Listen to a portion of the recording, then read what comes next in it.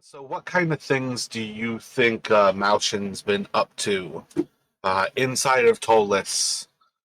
What sort of things do you think you've been doing for the last 3 weeks here?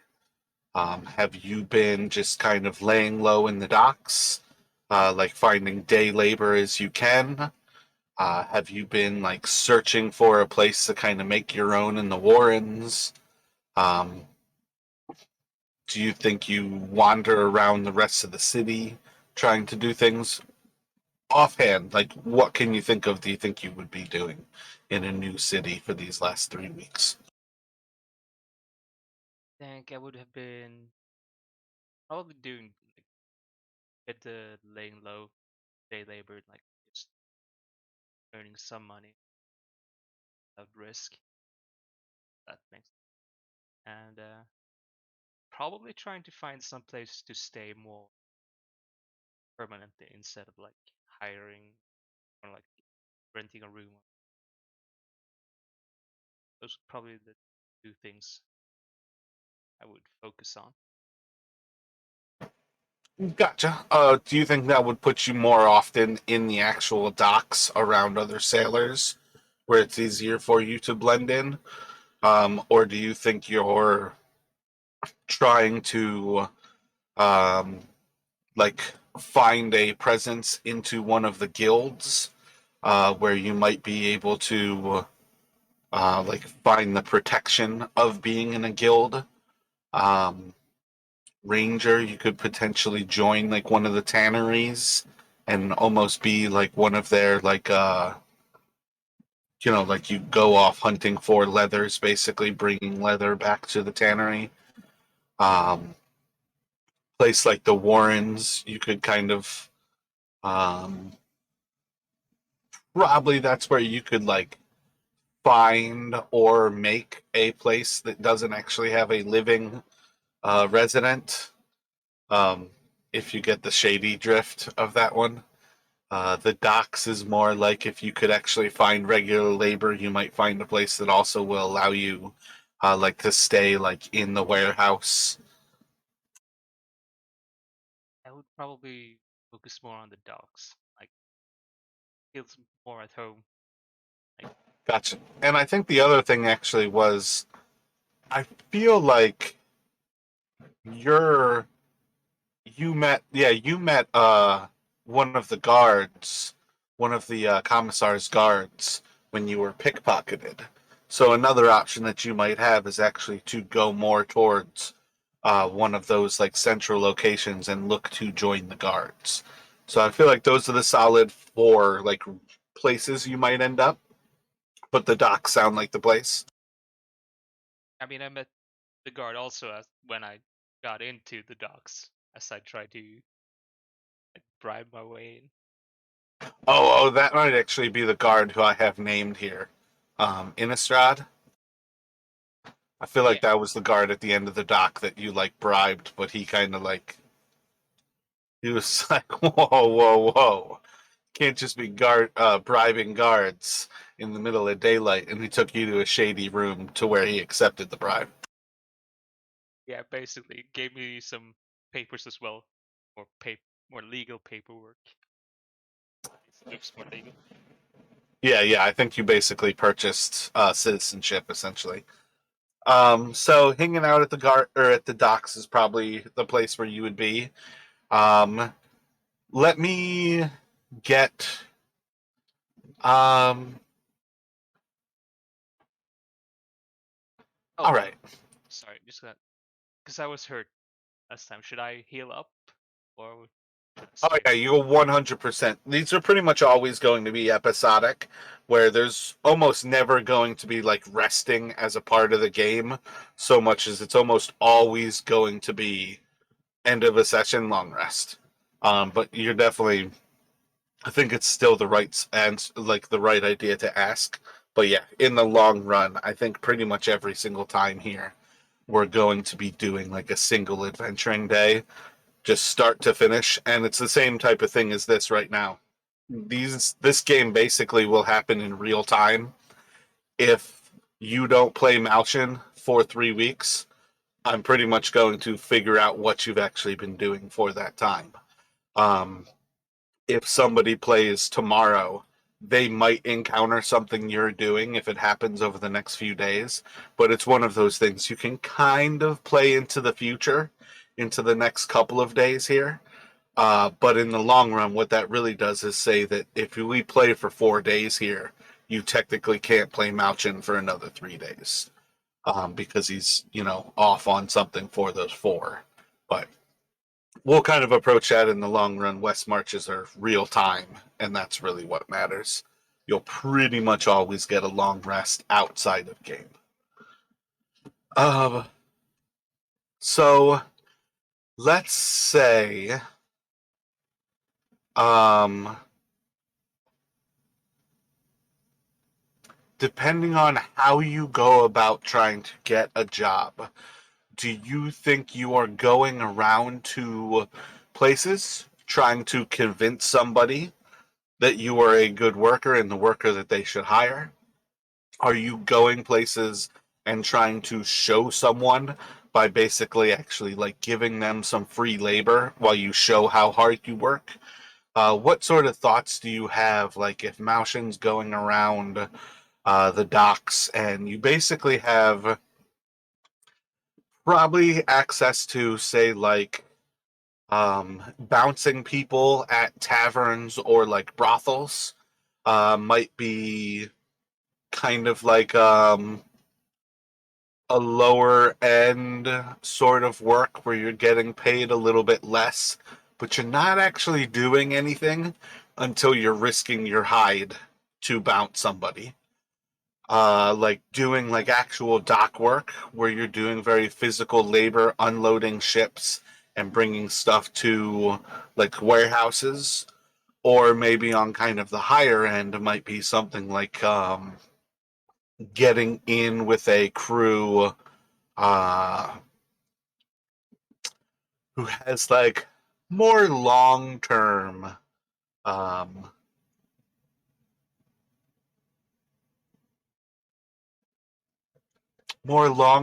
work that's a little bit easier to do and a little bit less that you actually know what you're doing. Um, Basically, you can kind of tell these are criminals, but it pays really well. So I feel like those are probably the big three that you might be looking at inside of the docks. Do you have a thought about which you're kind of going after and like how you would like to kind of show your worth? Well, actually, I think I would go with the bouncing uh, bouncer. So remember, right? The Silken Sail, where I met that bartender woman early. Who I did the work for. Yeah, that sounds right. That's the one where it's basically like a walkthrough, almost an um, old warehouse turned into the actual bar. So you kind of just have that central little passage that leads through it, a couple of bars on either end, kind of catty corner to each other. Yeah, and would probably like negotiate with them then for a bit lower uh, pay if I could get like food and drink after work. Alrighty. So you're pretty much looking to do probably like an actual like charisma persuasion there. If you want to go ahead and roll a persuasion, that would be great. That's an 18. I have a -1 persuasion. Excellent. Yeah, so you can get set up at the docks. Never actually named her. So we'll call Oh, I her. think you named her early because remember you Oh, told me oh. Okay, I've got it. I see Erling, the young female, right there. Excellent. Yeah, so between Erling and then the other guy who's working the other bar, um, we'll call him Petrarch. Um, they will offer to pay you. Roll a d20 for me. That's an 8. Gotcha. So they will offer to start you off with 8 silver a week with food and board, and you'll basically work nights for them. They'll offer this. They'll give you basically a 2 week kind of trial period, and see how things go for you. That's perfect. So you can add 1.6 gold to your inventory. Basically, that you would get paid those 2 weeks worth of 8 silver pieces. And then I want you to roll a d100 for me. Actually, no, don't roll the d100. Roll a intimidation check. That's a 3. And then roll a athletics. That's a bit better with a 22. So most of your time goes over pretty well. There's not a whole lot of things on most days that you really need to do much for. But effectively, when you're working, there's usually one or two instances about any given day. Um, Most of the time, you're able to handle those with little to no effort. You are finding yourself kind of lacking in the ability to just grab and garner people's respect. But you find with enough ease, and most embarrassingly, after the first kind of instance, you catch on pretty quickly that it's not necessarily your show of confidence that you need for this work. Actually, picking people up and hauling them, throwing them out of the tavern itself is far more effective than trying to threaten people and warn them about the trouble they're getting themselves into. But you can certainly find this becomes a little bit more of a permanent position. What they're going to offer you. I am sorry you haven't been a little bit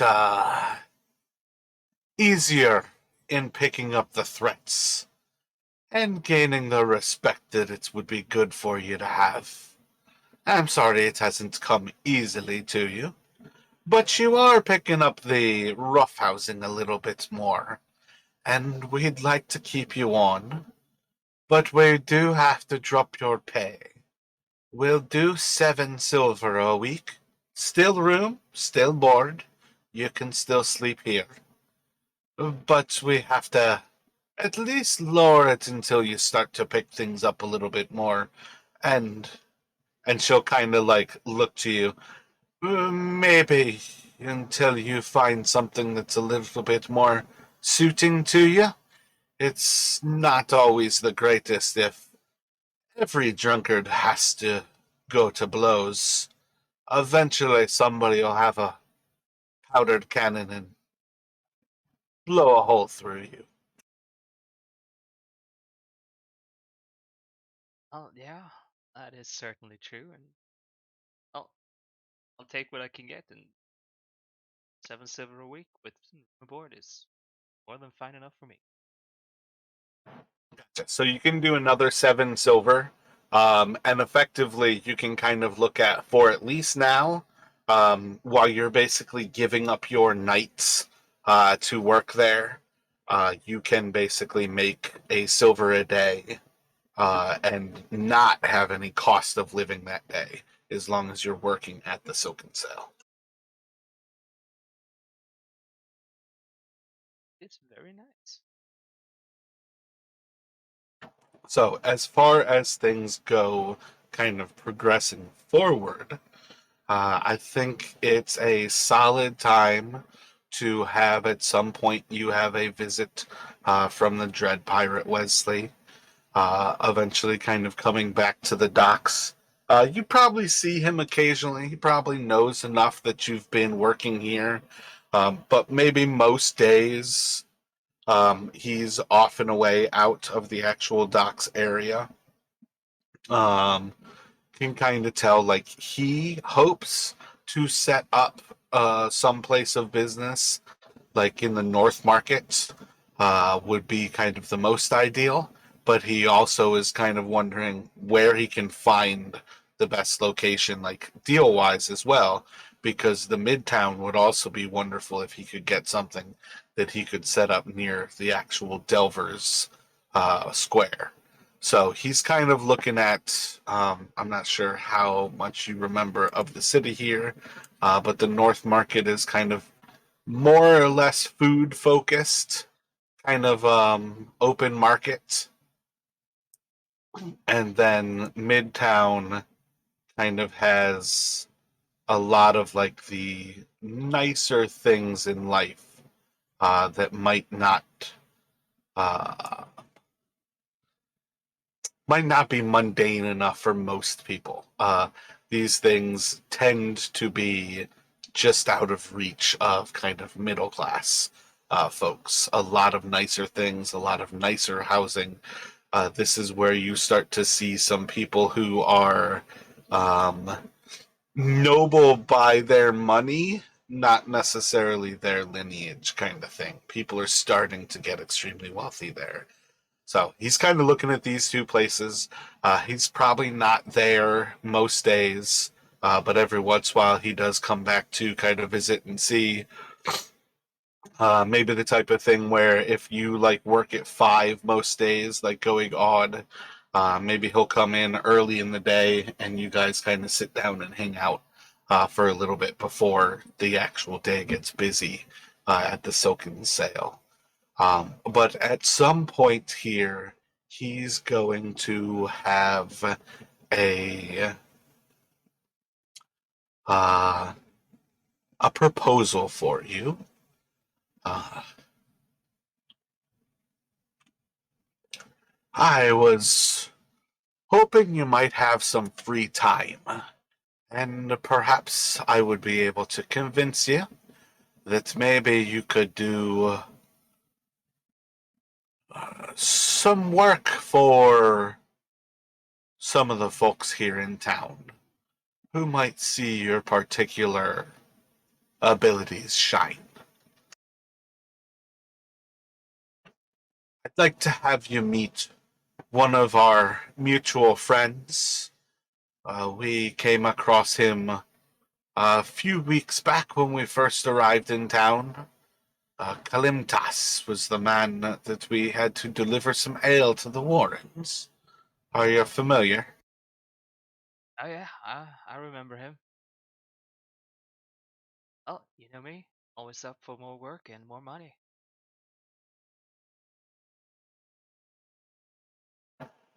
Well, if we could separate you this evening, it would be best. But if it must be delayed, I can certainly let him know. I was hoping I would be able to bring you back tonight. Um, Effectively, I want you to ask your patrons um, basically for a little bit of free time that you could kind of disappear for a bit here. And I just want to see basically like if you would like to try to persuade them, if you want to try to intimidate them that this is something important, or if to you it's not even that important and you'd like to um, tell Wesley to essentially pass it on, like you'll meet later at another time. I think I would probably try to persuade them. Yeah, if I can get to ask like,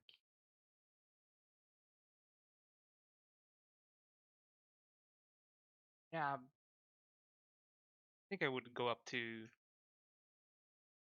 probably early if she's there. She's the one I first talked to. Just go. Yeah, I have got something work related later this evening. I don't think I can be a bouncer at night here. Yeah, that's okay. Dock me for. Don't have to pay me, and I can pay for the room for that day. Board if you want to.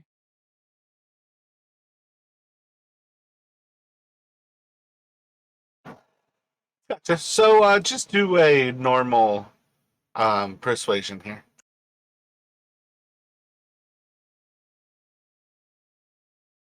That's an 8.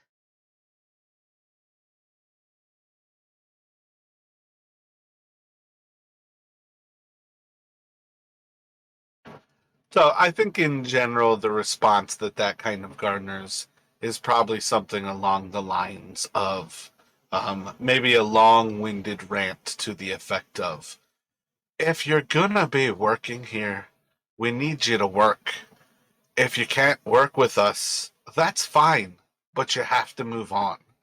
You can't find days off and days on. We're busy all the time here at the docks. You know this. You know there's always going to be work. Go and tend to your needs. But you may have to figure out whether you need a job or you need a place to stay. But maybe they are not the same.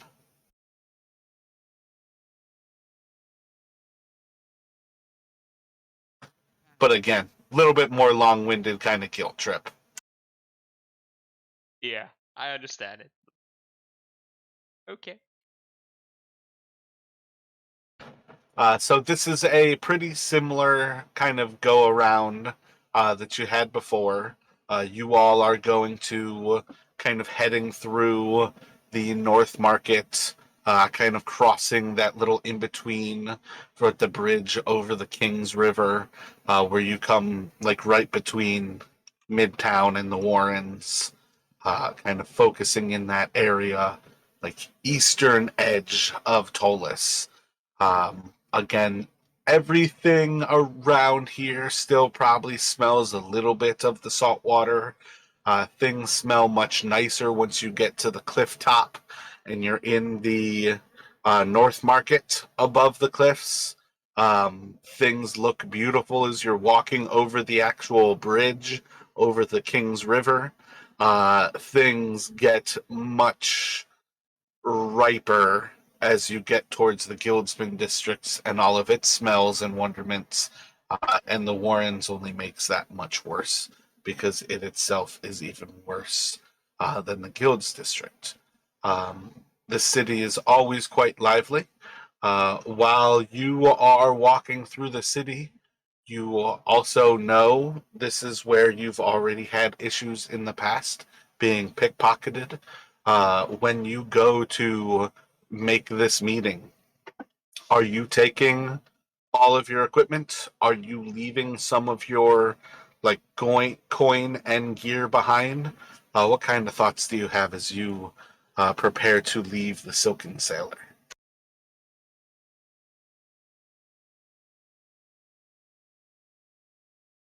And I think I would trust Silicon Sail enough to leave like most of my money behind. I think. Yeah, and like leaving my backpack and things like that. Gotcha. So theoretically, this is one of those things. I don't know if you've actually set up like a separate bag.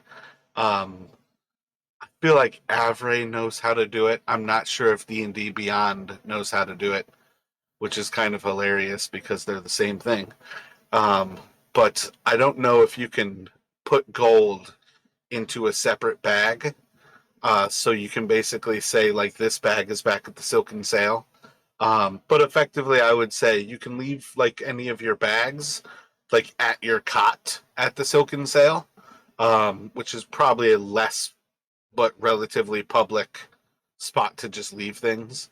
But I would say, as far as your coin goes, especially since you're basically there 24/7, I would say it's perfectly fine if whatever coin you don't normally travel with, you can at present consider is in the lockbox at the Silken Sail.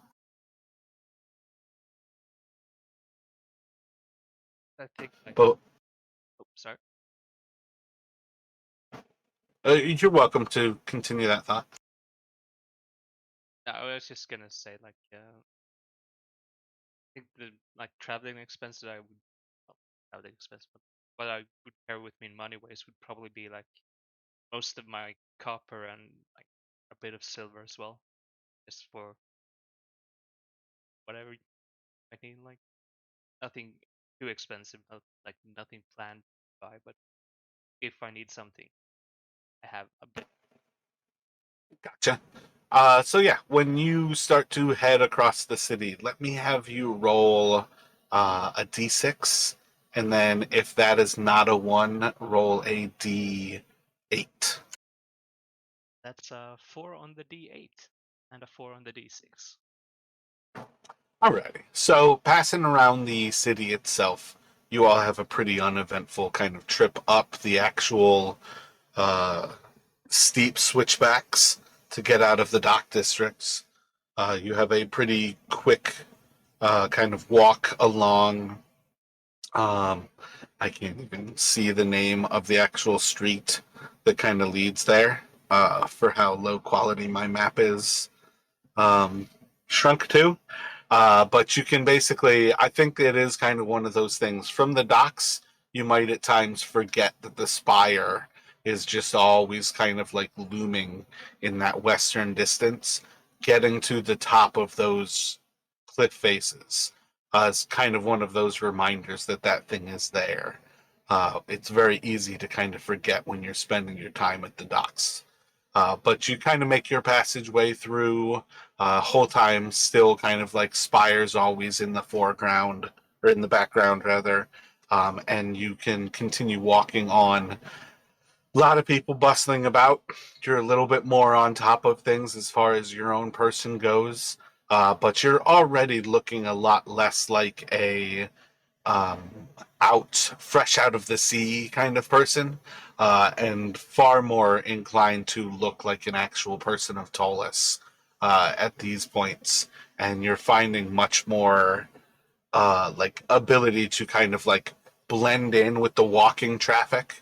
There's definitely times where you're still not necessarily ready for a wagon that might come up quickly, and you kind of have to dodge out of it at the last second, kind of recognizing like if a noble or somebody comes around these parts, they're still pretty terrible to anybody who might be walking.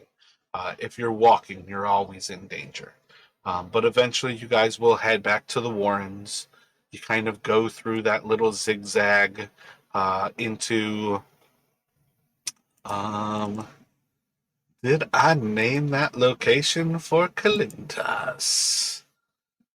The Crooked Skinner. Yeah, exactly. So you've got a few different routes that you can take to this place. This is probably the second time that you've gone there, but you gather from Wesley that he's far more um,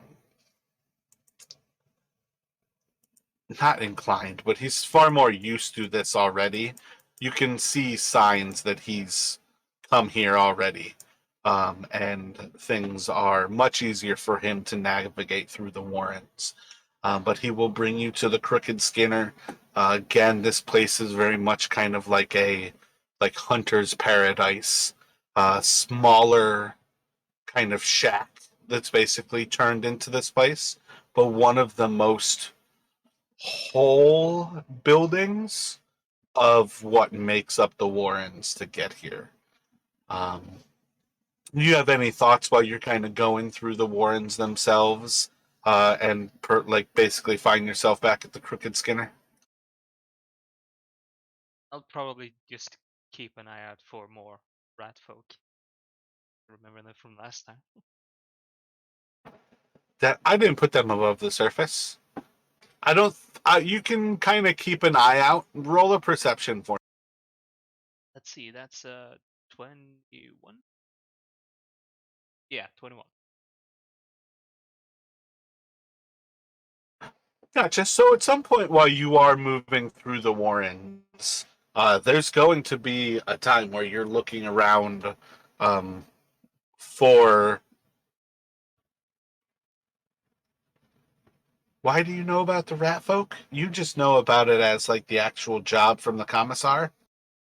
No, Or they did I say that person who stole from you was one of them? yeah, because we paid the guide, and then like two rat folks attacked him as we paid him. As we get to the Crooked Skinner, they managed to get away. Okay, okay, I got you. Attacked by two rat folk. Your guide to the Crooked Skinner is wounded. Okay, okay. I got you. So yeah, while you're moving through this area, you can indeed spot. There's plenty of people around you who act shady. That's not necessarily to be surprised about in the Warrens. This is why, like, the commissar's men do not come here. There's effectively no policing in the Warrens. It's definitely a self-policed part of the city. So you're a little bit extra on alert here. And at some point, you do indeed spot somebody who's kind of paying a little bit too much attention to you. And you're pretty sure you can see kind of like a tail as they like see you and kind of turn to run, literally turn tail to run, and you see a little rat tail. Maybe about 25, 30 feet away. If you wanted to charge after them, you could probably charge after and follow them.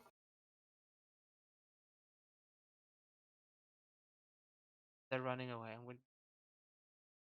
I'm probably better to get to the Crooked Skinner with Wesley than charge after rat folk.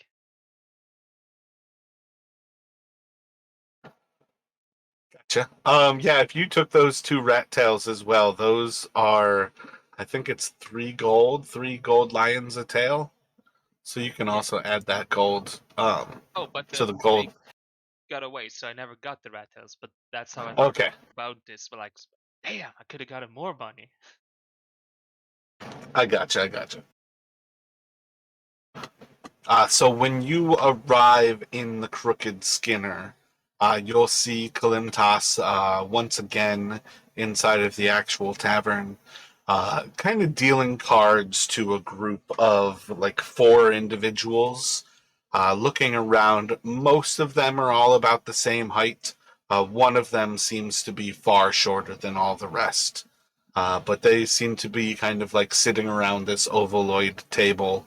Everybody else in this place seems to either be an employee or somebody who's like passed out drunk on the table. But there's probably a total of like 8 or so people in this place. So when you enter with Wesley, it won't take long for Kalintas to kind of recognize his presence, and you'll hear kind of just the warm greeting of, "Ah, Wesley, you've returned. And indeed, you've brought your friend. Ah, Mal. I am sorry, friend. What was your name again?" No worries. It's Malshin. I know it's not the most common name. So. I don't know what it was. I felt like you had a nice sunny disposition, but I was thinking malcontent for some reason. I don't think you deserve that. I had to ask. Had to be clear. But it's good that you've returned. You'll see as the other individuals from the table, they all seem to kind of like turn to look towards you. Most of them still kind of sit into the shadow enough that you can't really see a whole lot about what they are or who they are. But more or less that their attention is essentially Kalimtas's. So when he kind of greets you, all of them will at least acknowledge your existence as the two of you enter into the tavern. You'll see as Clintos effectively orders a couple of more drinks, effectively, basically ordering like a round for the actual poker table or the card table there. But we'll also invite you over to the card table. Go over and sit my ass down. So, guessing I'm not just here to pay off Wesley's gambling debt. So, what is it can do for you? Clintas will look over to Wesley and, oh, I had been more aware that we could front you a gambling debt. I might be more inclined to earn that loyalty of yours. But perhaps that's why you don't have a debt with me. I'll kind of look back over to you and to the others here, and kind of looking around to everybody. There doesn't need to be all of this tension here.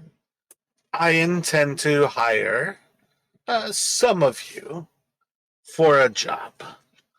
And those of you who I don't hire today, perhaps you might find yourself hired into the future.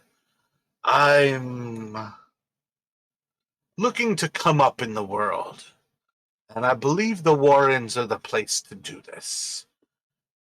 Land is cheap, loyalty is cheap, the danger is free. There's a lot of room for all of us to profit by what it is that we have here in the Warrens. And that is no oversight. So, what I'm hoping for is to find a few of you who might be most inclined to get your hands dirty for me. Kind of looking around at any reactions from any of you. Well, that's how dirty of hands are we talking about here? So, when you hear about having your hands dirtied, what does Mauchin think of? Like, do you assume he's talking about like dirty hard work? Do you think he's talking about like blood work? Do you think he could be talking about either and you don't care? What kind of things are going through your mind as you kind of go to respond there? Well, with dirty hands, he's thinking like illegal things. Might be blood work, might be other things, but probably not something the guards would look kindly at. Gotcha. And that doesn't matter to you? And that's why he's asking how dirty, because it doesn't matter up to a point, basically. There's a line doesn't cross, but some things he can do without feeling all too guilty.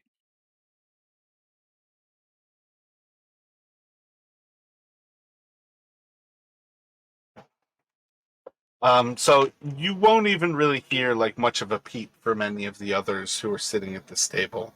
As he kind of brings this up, you seem to be the only one who goes to kind of ask like a question about it. And that's when you kind of get a little bit of a sneer from one of the others. Maybe not a sneer, not something visual, a little bit more of like an auditory, like a scowl almost. I feel like that's another visual cue. Sigh. But effectively, you hear like from kind of your right where the other four are sitting, just somebody who kind of goes, and just in kind of like the moment, might think to look over, but Kalimtas is already kind of responding to you. Well, that depends. I have information about a certain child who's gone missing. And they have a certain identifying tattoo that makes them quite easy to recognize. I need someone to track and follow the person who most people in the know think had something to do with this missing child. I know where they tend to be, and I would like to acquire two crafty folk to go after them. I need you to search them out, to follow them, and if they go where I expect them to go, to follow them into the sewer, where you will hopefully find where this child is. I might require something a little bit more gruesome once we identify this child a little bit more properly. And I don't want to hide it. If these markings are what we expect them to be, that child is a far greater threat than the body that contains them. I just gotta ask if I get this right. Like, are they trying to say that the child is the one that they might want to get rid of, or like the one who kidnapped? Um, yes. The child is potentially the target. You very quickly pick up that while rescuing the child may be part of what you do, you also may be the person who's making sure that the child never comes back alive. What can be so dangerous about a child with a tattoo? They have to face a gruesome end, maybe.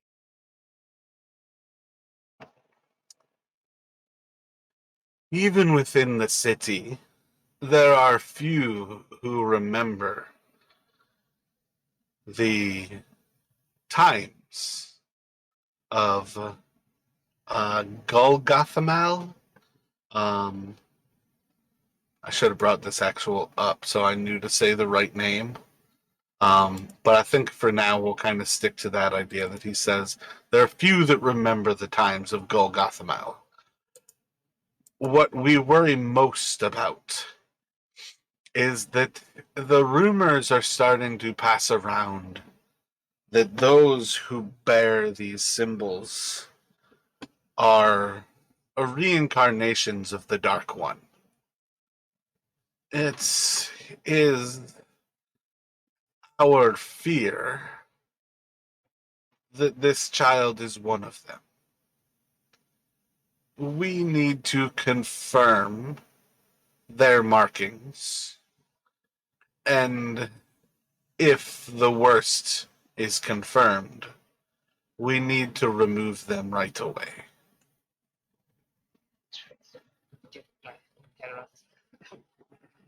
How can you be sure that they are a reincarnation of Dark One? Just because they have a same tattoo?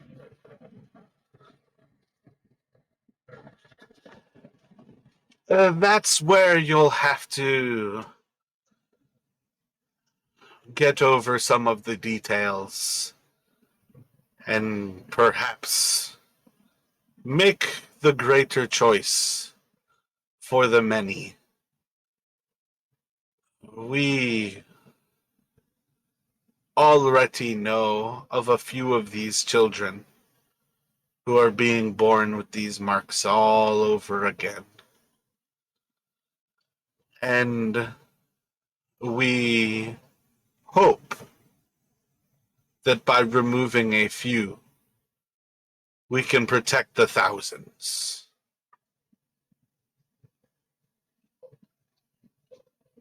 Sorry, but my logic might be flawed here. But if they're the reincarnation of the Dark One, and there are several children being born with these markings, how does it can't all be the reincarnation? Can't they? I mean, If there's a part of him in each of them, and they come together, the children won't live through whatever it takes for his soul to return. right now, take the job. That's I'm out for it for asking questions, but I'll do it.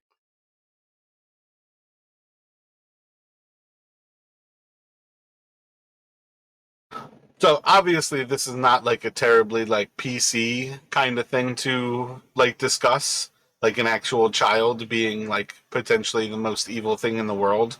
Um, but this is one of those things. Please never forget that if you want to take a break and or pass over things and or not do this that leads like down that path, just let me know. In particular, I think this is one of those things that it's a part of great fantasy is that there are innocents who are part of the target of very bad things. It's a part of life as well, I would say. But just keep that in mind. Like, if you don't want to play like that initial thought, I can also change that. But this sets up one of the big stories of this place. I'm not sure if you've yet read the actual like background thing for players, but it covers some of this stuff. And among those, you'll kind of connect like the two like greater evils as well as like these kids who are starting to be rumored that they're being born, and it's basically has a lot of people in the city looking towards the future as if imminent doom is coming. The day of like Ragnarok is coming. The day of redemption, revelation is coming. So it's definitely one of those things that's kind of like sitting on the zeitgeist of the people of Dolus. Not everybody knows about these kids.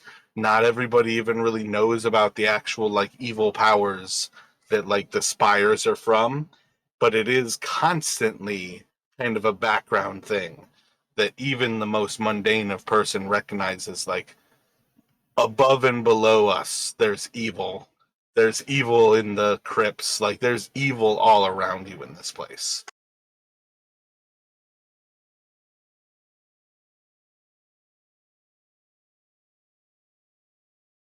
Uh Uh, so, Sorry, no, go ahead. What are you thinking? I was just gonna say that Alshin. I mean, I'm not sure if I did say this already, but like he's probably thinking of not killing the children even if he like finds them. That's why he's taking the job, so to ensure that they don't just get offed because they have a tattoo.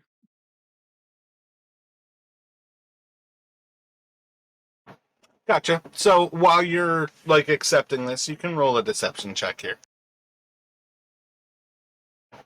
One of the other four individuals is actually going to kind of stand and with kind of a like hurt bow looking towards Kalimtas is going to kind of I am very sorry, Kalimtas. My services can be attained for many things, and I look forward to the option of working with you in the future. But I will have to draw my line at the willful destruction of children. And as this person kind of bows, Kalimtas is going to look towards them and, oh, well, lasses, that is indeed a shame. But of course, it is nothing against you that I must hold against you. And he'll kind of look over the others, and this will be the first time you hear their names as well. As he kind of goes over them, he'll say, Lauren, Scalos, Pike, do all of you have issues? And what'd you roll for your deception? Yeah, I rolled 6.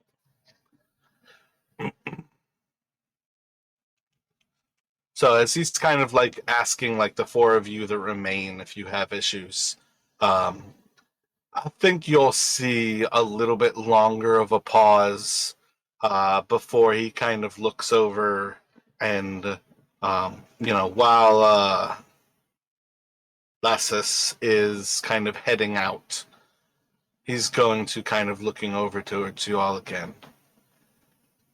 The dangers that might come to this child are A small chance to prevent great things in the future. More than likely, you all will have a task that has very little to do with the child. It's my intention not to hide from you what is required of you, even if you don't ever come across that situation happening. But if you are to find the child, if we are to confirm what we suspect, they must surely die. And if you are to find the child, but not be able to remove them from their danger, regardless of if we can identify them, they would be better off dead. If the Forsaken are able to get a hold of these children, any of them, it would be bad. If they are able to get all of them, the city, if not more, will be far more than at risk.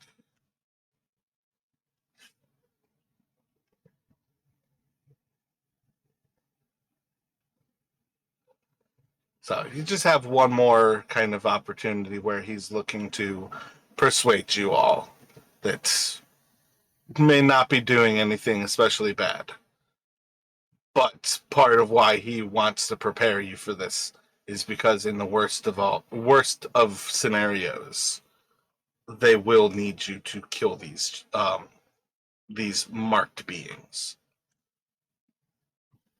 And I think he'll stop using the word children and try to use that kind of language as it goes on, kind of in a recognition that, like, you guys know what it means. Now he's going to start to flavor it with the, like, subtext of trying to, like, dehumanize them almost by calling them, like, marked beings.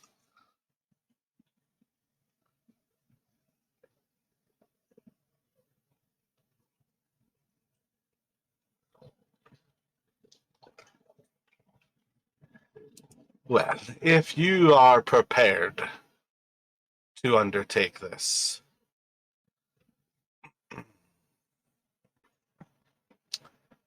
um,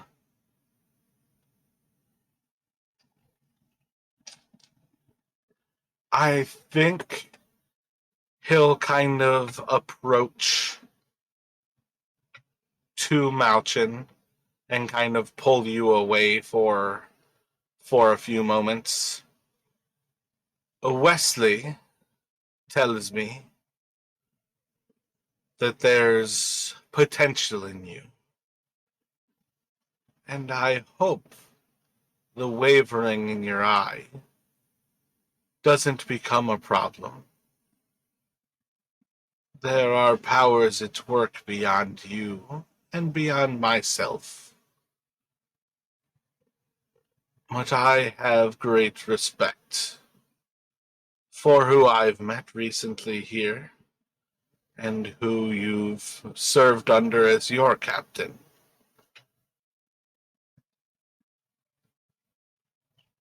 If he suggests that you can be of use to me in the future here, I would like to put it out there to try, to test, and to see your true mettle. Those who remain can serve you well, but I would suggest you choose wisely. And basically, I will put it before you that, like, Lauren is um, a fair-skinned humanoid, probably a little bit taller than 6 feet. You can see that they are Um,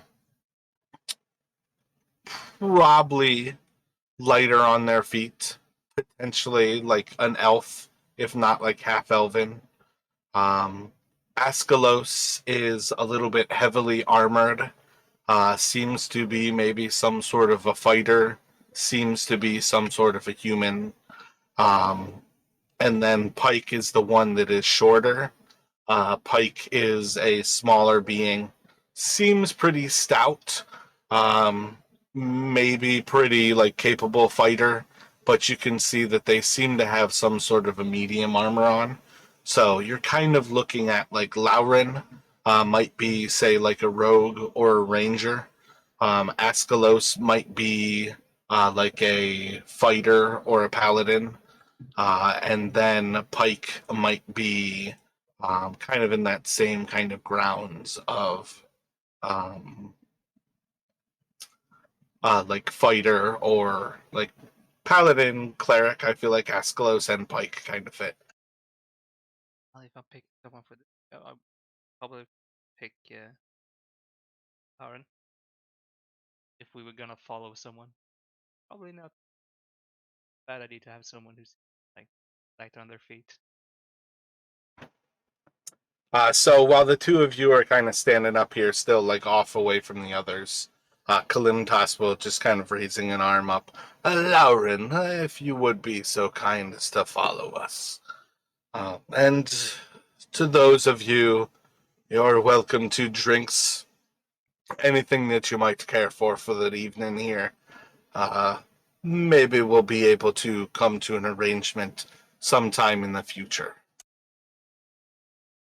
And effectively, you will kind of walk off with Lauren and um, Kalimtas here. Would you rather a rogue or a ranger as your backup? Rather a rogue. Gotcha. So I don't think it's a big deal at level 1 what they actually do. But if you had an idea about what kind of rogue, like subclass wise, what sort of thoughts do you have? What would you rather? Think like scout or thief. Gotcha. Sounds good. Yeah, probably would settle on thief. Like I think that would make sense. Proper thief. Gotcha.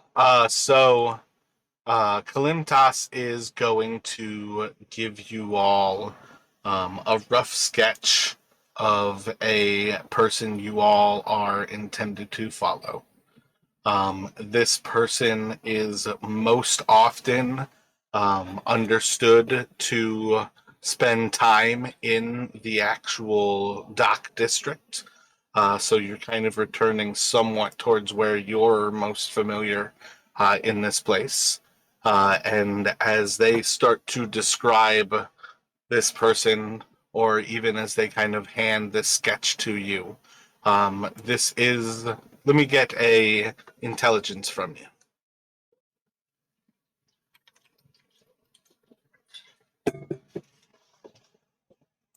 That's 13.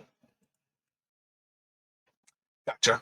So as he's kind of describing and shows this picture to you, you can recognize that this is somebody who has come into the Silken Sail in the last like week or two.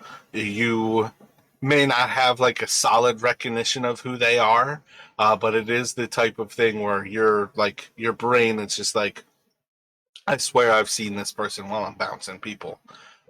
Maybe it's the type of thing where, like, at some point you're throwing somebody out of like the back doors, and you just have this like um, snarky little like scowled comment from a person who like watches you, and it was just one of those things that like clicks in your memory, like that face, and then you're looking at this little like rough drawing of this person, and you're like, yeah, that's who said, that comment that day, 4 days ago when you were working. So I think we did the silken sail was like right underneath the 235 there. I Yeah, feel like I that's think where we that. did it. What was that? Yeah, I think that was it as well. You Oh, either. yep. I even marked it down. Stepping into the silken sail, 235. I just knew it went from the front to the back, is why I was kind of thinking that. Um, so you have a vague understanding that you've seen this person there, that you expect them to spend their nights in the actual dock district. So you've got a few different ways of starting this off, and it's kind of up to you and what you want to do with Lauren, how you might go about this. Um, what thoughts do you have if you are tracking somebody who is known to be in the dock district and that you've seen in the past at the actual Silken Sail? Keeping in mind that technically like the dock district is basically it's like storehouses, uh taverns, brothels, and effectively places to sleep, but I don't feel like any of those three things are like mutually exclusive from the place to sleep. I think I would mention to Lauren that I've seen this guy at least before it's Silken Sail. Might start looking there, or even wait a bit, see if he comes back. Try to follow him from there. Gotcha. So your initial plan will be basically to stake out Silken Sail. Yeah, I mean that's yeah, basically. I remember him being there. Pretty good starting spot at least.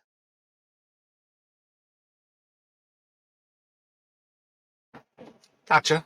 So if you would like, you can basically travel back through town again on your way back towards the dock district. Let me get a D6 from you here, That's a 4. and then a D8. And that's a 7. Alrighty. So by the time you get back to the Silken Sail, there's definitely plenty of business going on. Where, if you would like, you can kind of return to your post as the kind of bouncer. You can send Luwin on their way to go about something else if you would like.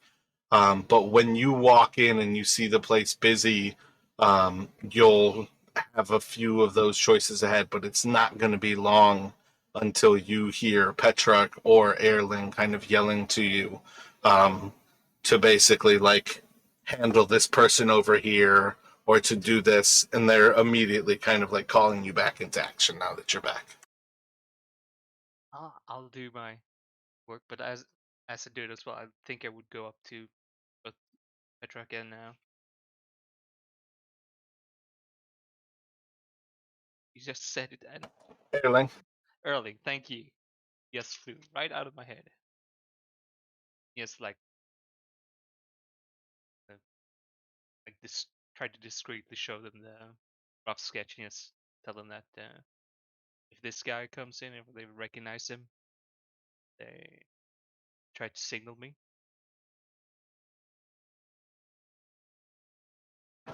Let me have I think do just one sleight of hand. It'll be for the two different bars, but do a sleight of hand here.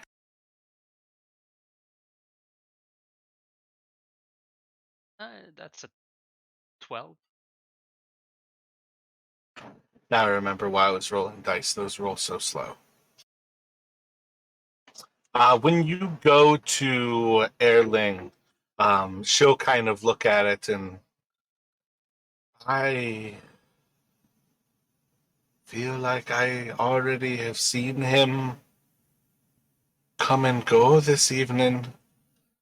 And she'll start to look around the room again here. Let me have you roll a perception check. See, 22. Yeah, 22.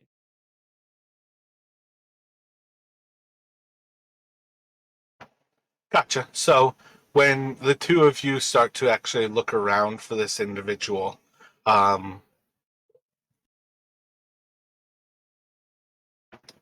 me have you roll a dexterity check. 11? So, yeah. Gotcha. So while the two of you start to look around for this individual, as she says, I feel like I've already seen him come and go. You start to kind of like look around and you're kind of scanning before, by the time you notice what she's starting to say, just like in slow motion, I see him, and her arms coming up right over there. And she's pointing at him by the time you can get your arm up in place. Let me have you roll a d4.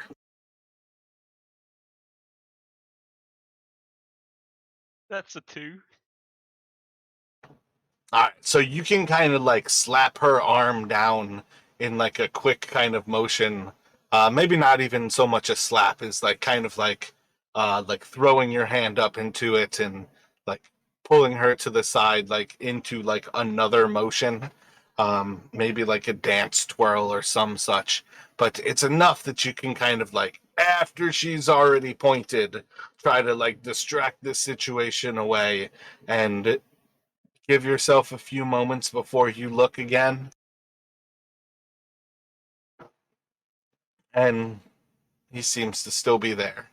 Uh, Talking to a group in the corner, you can see that there's two or three other individuals who seem to be paying attention and kind of in that conversation. But at present, you've got a solid kind of like view on this person in kind of like the southeastern corner of the tavern, effectively on the other side of the room uh, from Erling's little bar.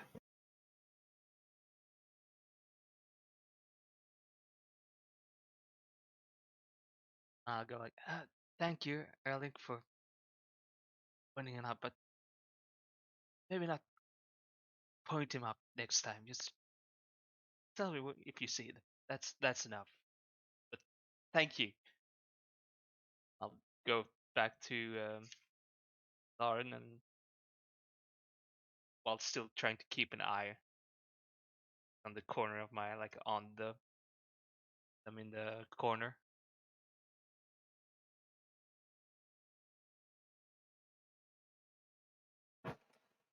Gotcha. And what are you saying to Lauren? Just go like that. Don't look, but I found who we're looking for, and like telling like yeah, they're the ones in the corner. Be a bit of a group, but our guy's there as well. And your attention is for us to remain here until they leave. Well, Daria, just follow him to see if we could find the shell.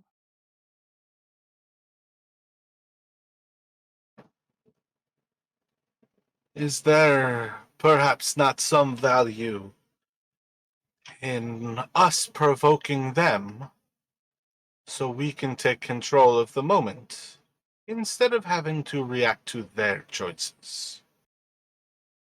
I guess there's merit to that idea.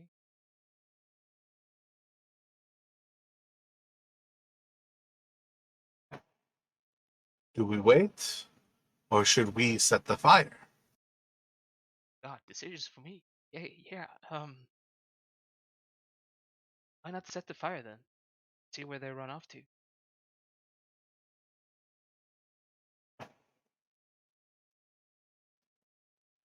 Then perhaps our solution.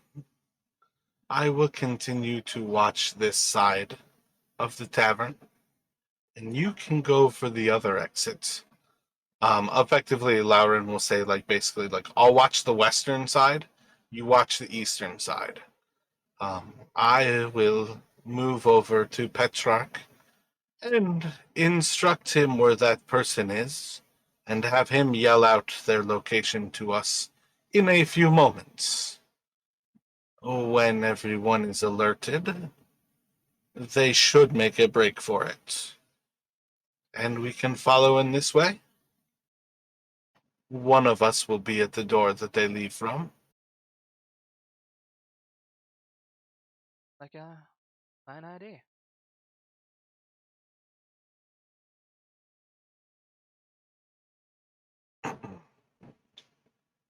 And do you intend to track any of their friends? Do the others matter?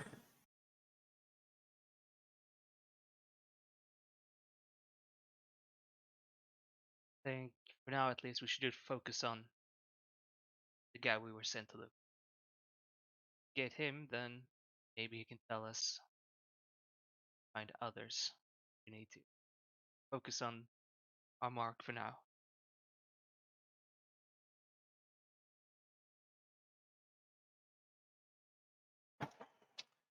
And assuming we get split up, it will be one of us who is able to track this person. The other is not likely to be able to cross these distances quick enough. I feel like you're calling me slow as well, but yeah. It is not a matter of us being slow. I would not be able to catch you if he heads out in your direction. He's far closer. The entire tavern lies between me and him. If you are at that wall and he goes for that exit, you will have some time on me. In the same way that if he comes this way, I will have more time on him than you. Yeah, that is true.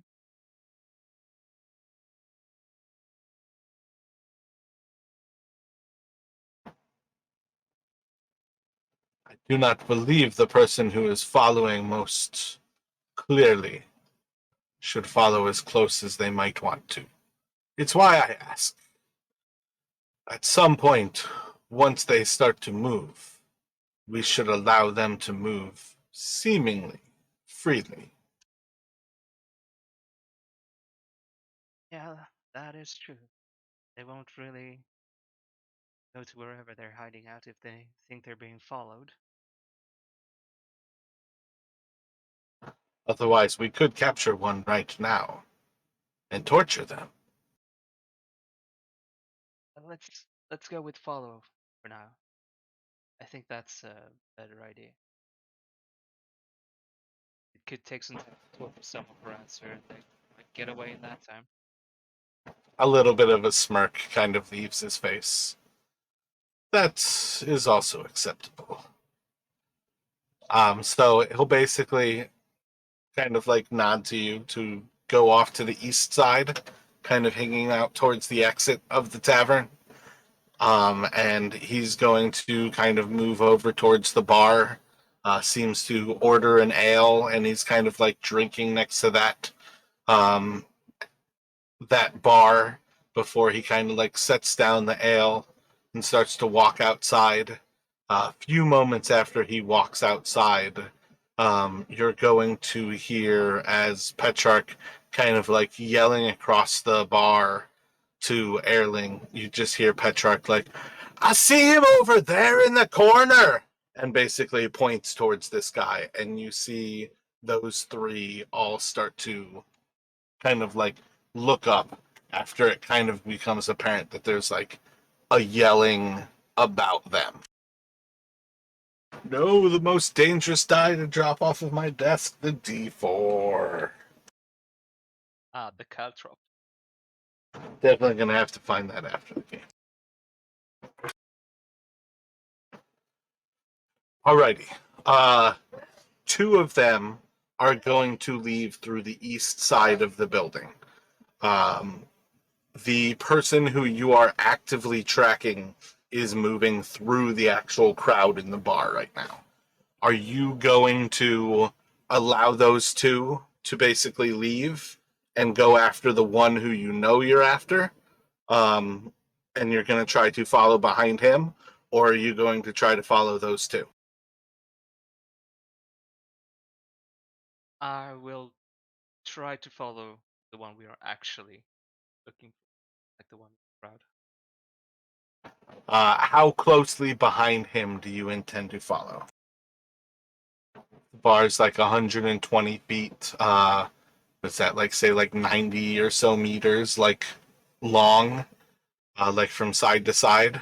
Are you going to give him like 20 meters? You giving him like 60, 100? How closely do you want to kind of like, how much time almost do you give him before you start to follow?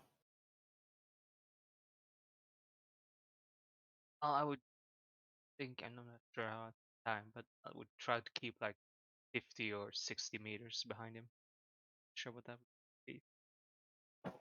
All right, so like 10 meters is about 30 feet. It's like 33 feet. So if you go 50 meters, you're about like 150 feet behind him.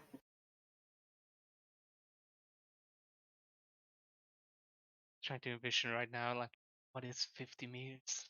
That's You're good. When I was assuming it, I was thinking like 1 meter was like 2 feet. I was thinking 2.2.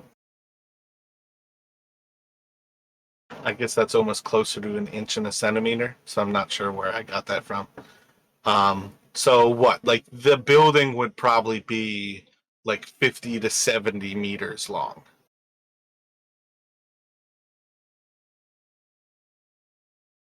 yeah. I think I would probably stay. Then would maybe 15, 20 meters. That should be like 65 feet, 60, 65. I'm not terribly wrong. Gotcha. So maybe like a third of the building. So he kind of like wades through like a third of the crowd before you kind of like spin to start to follow. Yeah, that seems more appropriate. So let me get a stealth roll from you. You can do this at advantage. That's an 18. And let me get a perception from you. Ah, God, that's an 8. Gotcha. So while he's moving through the crowd, you're going to lose sight of him as you kind of like start to move through the crowd as well. There's going to be a point where you lose sight of him. You can't really see much of anybody else kind of moving at present, but in this moment, you're going to lose track of this person. Um, what thoughts go through your mind as you lose track of them? You're inside of the actual tavern, maybe like 20 or so meters in. You probably have about like 3/4 of the same distance to get out the opposite side. And you have a pretty solid understanding that they should be, approximately like halfway through this building before they're able to get out to the outer side or to the other side. What thought do you have, like, as you lose sight of them there? I think I would try to keep going towards the western exit then, like, because I know that's where he was headed, while trying to keep an eye out the people going towards it. Gotcha. Let me get the perception check here, and then have your stealth be at disadvantage. Let's see, perception is a 19 this time, and let's see stealth.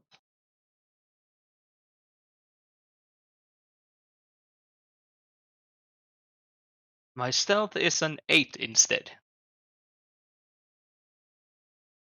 Oh wait, is it Got like 5, 6? Yeah, 8. Gotcha. So while you're kind of like looking around, you're almost like finding yourself kind of like bouncing up on your like the balls of your feet, so you can get like a little bit of extra height and kind of look down at the crowd.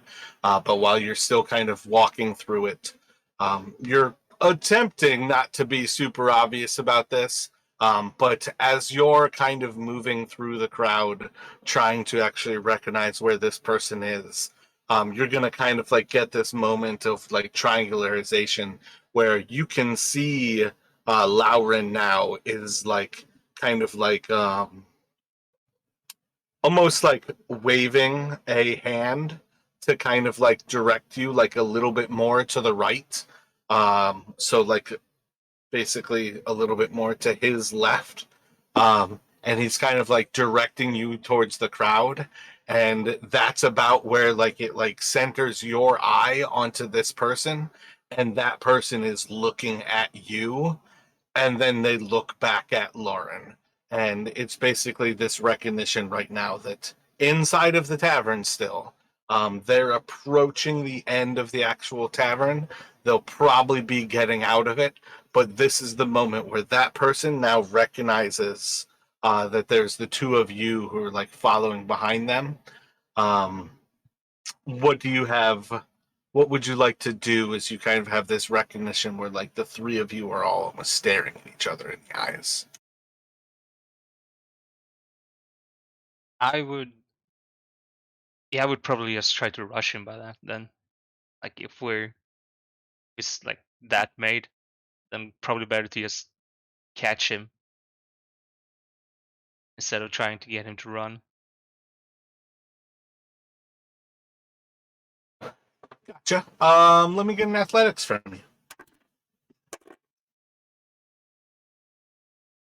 That's a 12. So making kind of like a beeline for the door, trying to get outside of it. Lauren is able to get in front of them. You're able to kind of leap on them from the back, but the two of you can subdue this person. Um, Kind of spinning them around, you'll see like it's the face of that person you saw. Kind of make the comment to you. This is like a spitting image of the little image that you had kind of drawn and how this person was described. Feel pretty confident that you've got your person. And they're just going to kind of like, just in like a screaming moment, just outside of this bar, they're basically just yelling at you and like accusing you of attacking them, basically asking for others to help them. There's basically a big old scene kind of erupting.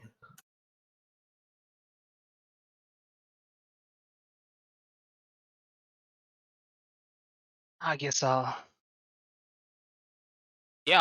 punch him in the face basically, while trying to go like, "Oh, shut up, you fucking slaver! We're taking you to the guards."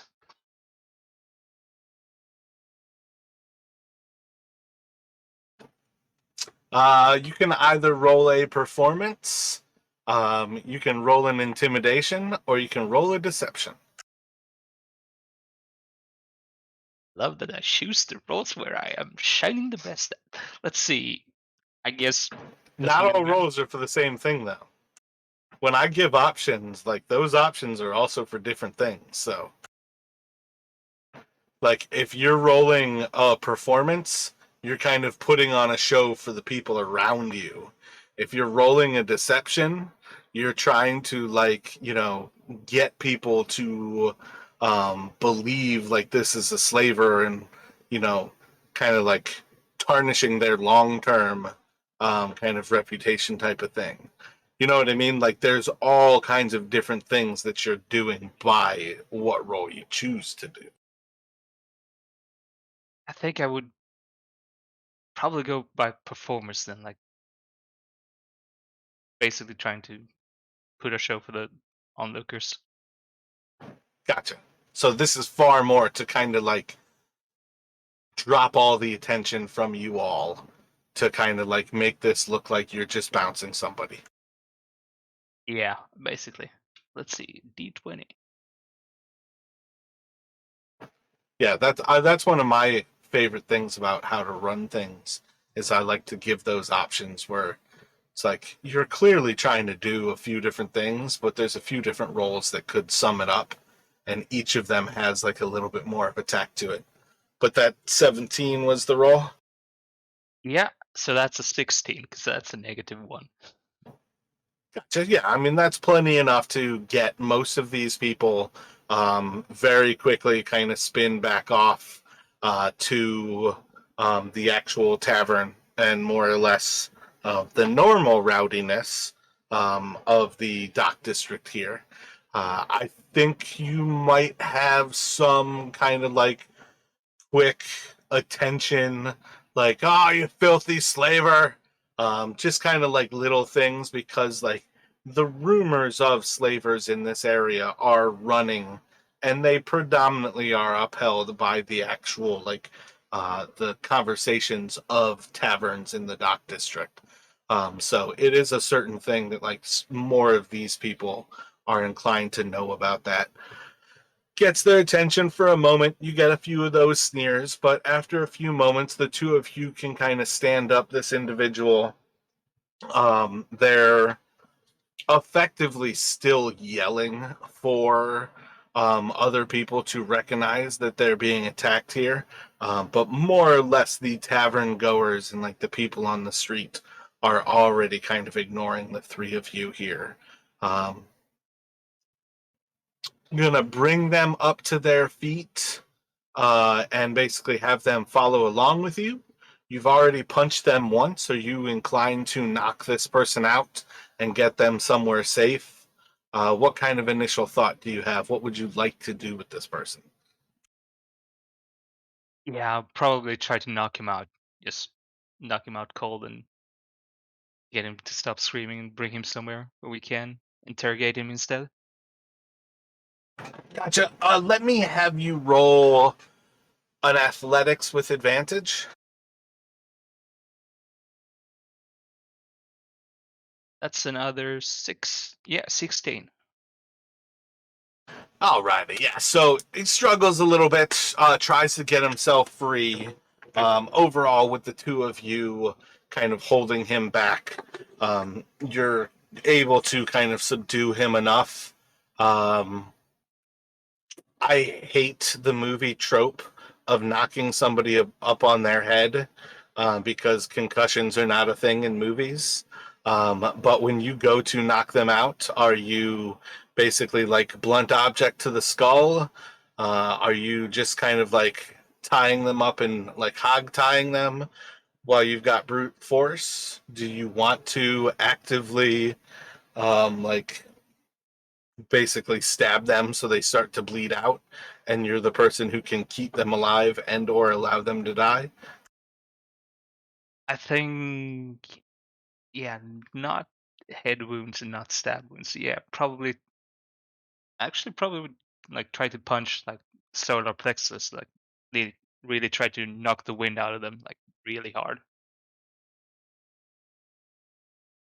and then see if with Lauren we can just like tie them up a bit. Gotcha. So like potentially like break a rib kind of thing, make it so breathing is extremely difficult.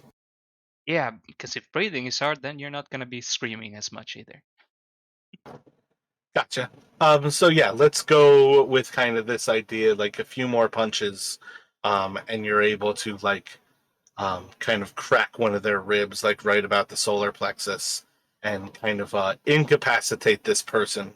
Where if you allow this person to live in the long run, they've got quite some time of healing to go. So you've got on some level the sunken sail kind of like back room where you're able to like that's normally like where you would sleep. I would actually say like kind of like rafters.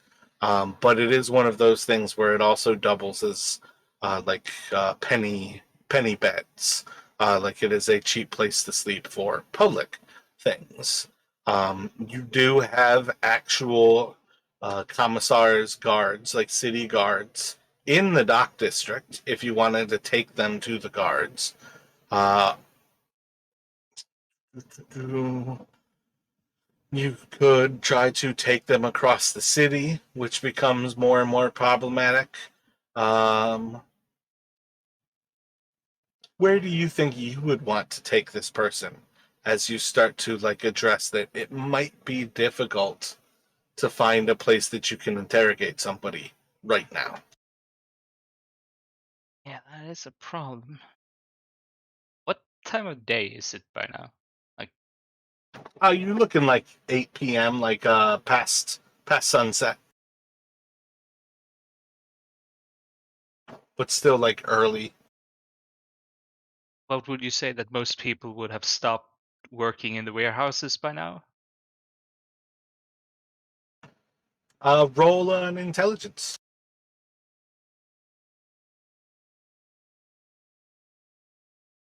And that's a 19. So you've worked at a few of these different warehouses, like in like day jobs, unloading a few of the boats.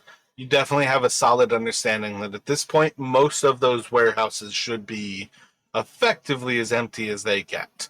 Often this means that they're still guarded, but you've got the kind of foresight that maybe one of these southern warehouses will keep you further away from the actual guards. And you actually remember um, you worked at one of those warehouses where you stayed late, and you actually met a guard there, Raul, who was a little bit like more lax when you went to leave. You could go back to that warehouse, hope to find Raul still working, and maybe hand him a few coins to forget that you ever entered. Yeah, I think I would do that. Hope for Raul being there. Like, give a guy a name, and now I don't even know how to spell Raul. I just wrote it down as it sounded like Raul.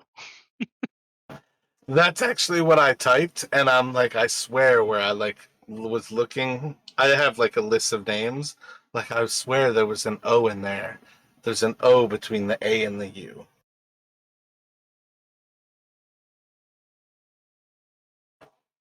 So when you get to the actual uh, warehouse, kind of like heading down towards, let's say it's one of those little smaller little blocks off near like 237, like a little bit to the west of 237. There's like an odd shaped one. We'll say it's that warehouse. And you're just kind of like looking, hoping for the actual guard. Let me just have you roll a D10. That's a 1. So I think this is a perfect moment. Let's take a little break here. Come back like 5 after the hour. I know you don't normally take breaks, but basically let's take 15 and we'll kind of jump back into this right after the hour. All right. Alrighty. So we were just decide to speak and then I immediately have to cough.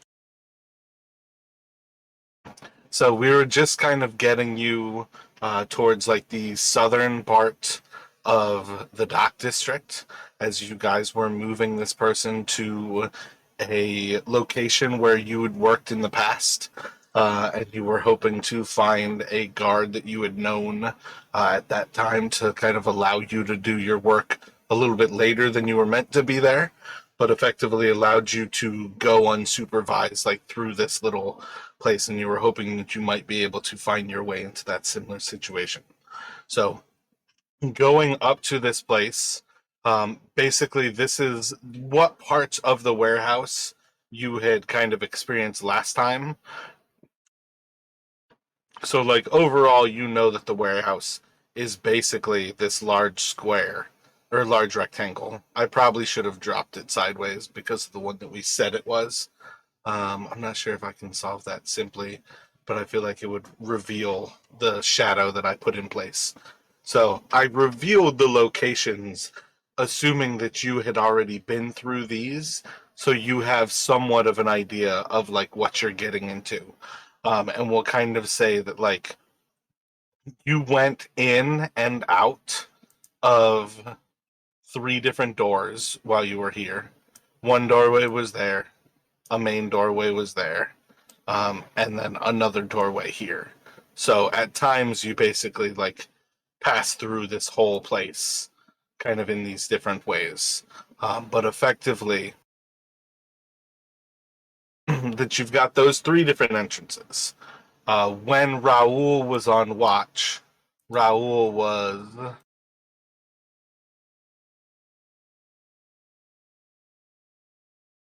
Oh, it's a straight. That's almost an R. Raul was basically on watch in that room. So that's where you kind of assume the guard room is on this place. That basically puts you in. This was one of the. Oh man, I gotta get off that. So Raul was basically on guard, and he was held up in that room when you had been here in the past. This room was kind of like set up with boxes along its different walls. It seemed to be a central room, but it was also essentially kind of filled up with stuff. And then eventually you kind of came to like this other room where a similar situation. It was basically enough space to walk into, but other than that, you were just like packing it with boxes off of one of these ships. When you go up to this place, with that knowledge from having previously worked here, what would you like to do? I think I would probably check just to make sure, like the outside what I can see, just to see that there isn't any. There's a guard walking around. So look for that, and if not, try to go into the guard room and see if I can find Ro. Roll a perception check.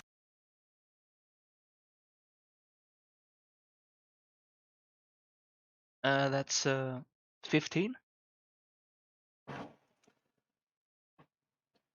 So while you're like kind of scoping this place out before you go there, you are going to notice that somebody actually does walk up to one of those doors. You're going to see as they knock 3 times, and then they're going to. I think you'll hear as they say something. Um, you said 15? Yeah, 15. So I have Yeah, portents. you'll see as this person walks up to. Um, did I say which doorway? I think for some reason I think you remember like the main doorway, the big one. Okay, the big one. All right. So we'll say you watch as this person, like as you're scoping out this warehouse, somebody walks up to that doorway. You'll see as they knock on the door, and then you hear them say, "Let us all rejoice." And then the doors open and they walk inside. So if you'd like, you can place yourself on the map. I don't remember anything about rejoicing when working here before, right? That's something new. Not at all. That should definitely classify as something weird. Yeah, I thought so. You just had to ask. But, hmm, I had to put the wrong day to go to this warehouse. Do you want to head elsewhere? Yeah, I was just thinking, like, the warehouse here it doesn't have any real windows or. I would say, yeah, all of these bars are just this is the place that I grabbed. Consider this to be very much. It has doorways for bringing stuff in, but yeah, otherwise, like these bars, assume those are not there. Yeah, I was thinking that, but I wanted to ask to make sure. But yeah, I think Now, if you want to try to figure out what's going on inside, I would say the difference is while you can't visually see, I don't think that makes sense. I don't think there's necessarily a reason that you couldn't pick a wall to listen to. yeah, that's what I was gonna do. But I would think I would want to go to like the other side where like they went in, try to listen from there, basically. Gotcha. So I mean, this is where like once I've got you on the battle map, it's in part to have you show me those places. So let me have you as you're moving over there. What is your actual stealth modifier? My stealth modifier is a +3. Gotcha. So you want to head over there, and then you're going to basically like head up to the wall, try to listen. Um, if that's where you're going to kind of listen from, next to those actual doors, let me get that perception check from you. All right, that's an 8. So I think with that, you'll feel pretty confident that you've made it there, like unnoticed, and you can basically like step away from this area. But other than basically confirming that there is a voice happening on the other side of this, you can't really tell. I would say the person you saw and heard entering is definitely not Raul. So something is still like fishy about this. But like putting your actual head up to the wall to listen, I don't think you're bringing in new information. It's not enough that you could rule it out that it's not the person that you just heard. You would assume then there's at least like Raul or another guard inside of there. There could be 900 people inside of there and one person is talking. You can't really pick up any other information. But just kind of going up to that wall, like it's enough to confirm there's at least some sort of conversation that would make sense that there is more than one person, which would make sense because you just saw somebody kind of get let into it. I think I'll try to get back to our, well, prisoner and Alarn. Gotcha. What do you have in mind?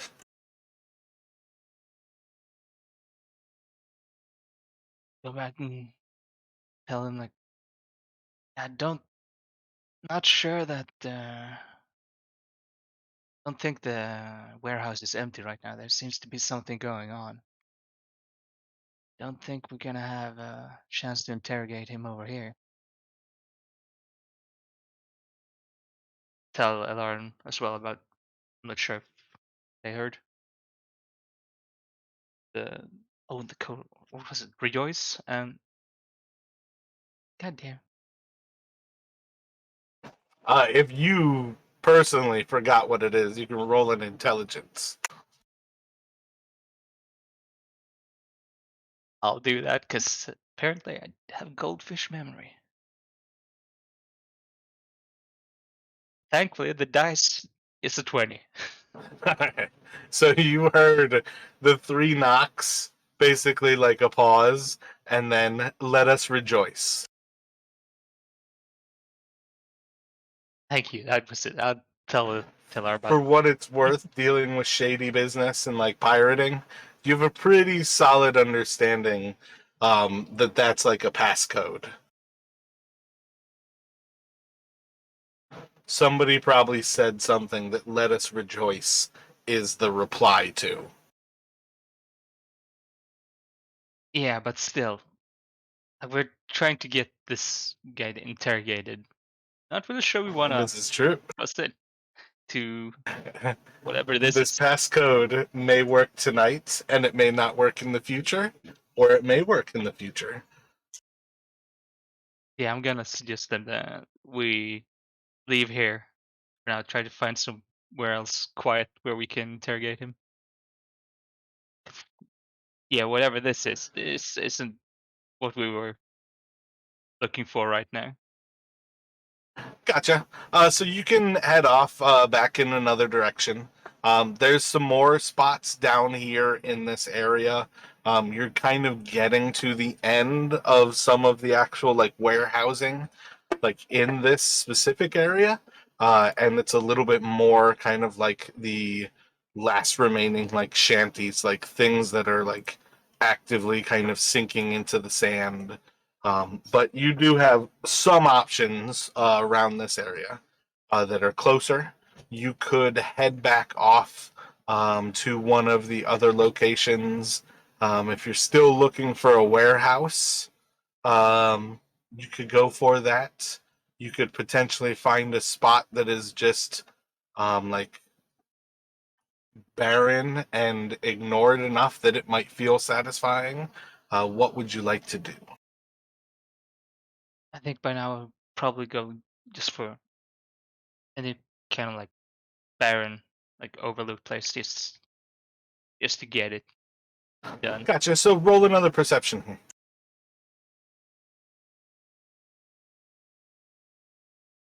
That's 23. Yeah, 23, And then roll a d12.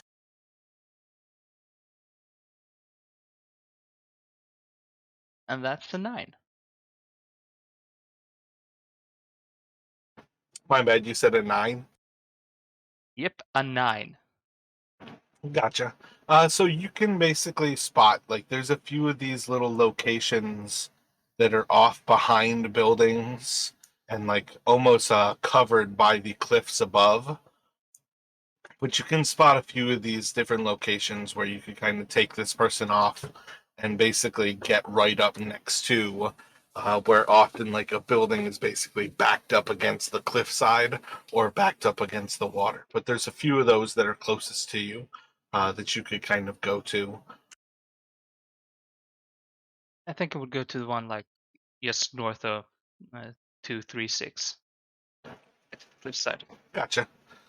So spotting one of these, kind of moving off into this darkness, kind of like those last few looks, the three of you almost look like buddies who were like carrying the drunken third between you, as you and kind of Lauren are almost like a fireman carrying this person.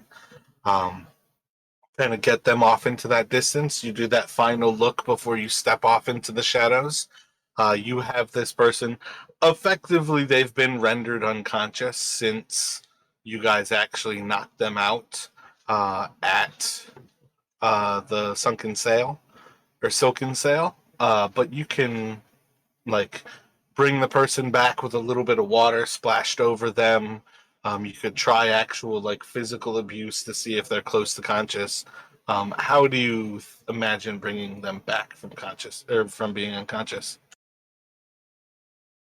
I mean, I think I would probably start with like lightly slapping like the cheeks on the face, and if that doesn't garner a reaction, then probably just dump water on their head, see if they wake up. Gotcha. Do an athletics here. Thick. What is that for? Yep, a 4 + 2. Yeah, so slapping them around doesn't really have any effect. Dumping the water on them. You hear like a few like gasps for air, but they don't seem to come to. I try to like not gonna punch it, but like try to press into where I think the broken rib is. Like put pressure on it. See if that like really hurt them. See if they wake up. Gotcha. Let me get an intimidation. 8. Perhaps we have done more harm than we intended. I do not have much skill with medicine myself, but I this person may be beyond the injuries we meant to produce.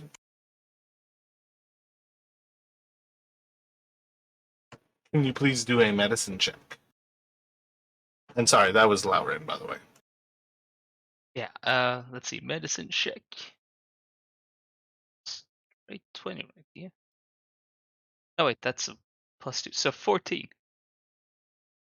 Roll a D100 for me. 41. Gives you a solid idea that this person may have had some sort of vial inside of their mouth and that perhaps they've essentially poisoned themselves.